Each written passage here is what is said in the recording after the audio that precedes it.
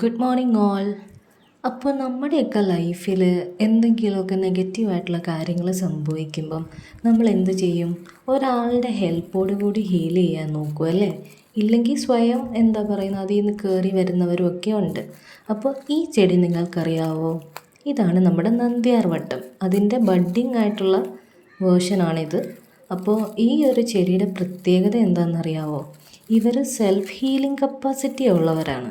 അതായത് ഈ ചെടിയുടെ പ്രത്യേകത ഇതിന് ഒരു ലാറ്റക്സ് ഉണ്ട്. നമുക്കറിയാം ഇതിൻ്റെ ഒരു കമ്പൊക്കെ ഒന്ന് ഒടിച്ചു നോക്കുകയാണെങ്കിൽ ഒരു വെള്ള കളറിലൊരു ഐറ്റം ഇങ്ങനെ വരുന്നത് കാണാൻ പറ്റും. അതാണ് ഈ ചെടിയുടെ ലാറ്റക്സ്. അപ്പം ആ ഒരു ലാറ്റക്സ് ഈ ചെടിക്ക് ഉണ്ടാവുന്ന ആ ഒരു വൂണ്ടൊക്കെ ഹീൽ ചെയ്യാൻ വേണ്ടിയിട്ട് ഈസി ആയിട്ട് ഹെൽപ്പ് ചെയ്യുന്നുണ്ട്. അങ്ങനെ സെൽഫ് ഹീലിംഗ് കപ്പാസിറ്റി ഉള്ള ഒരു ചെടിയാണ് ഈ നന്ദ്യാർ വട്ടം.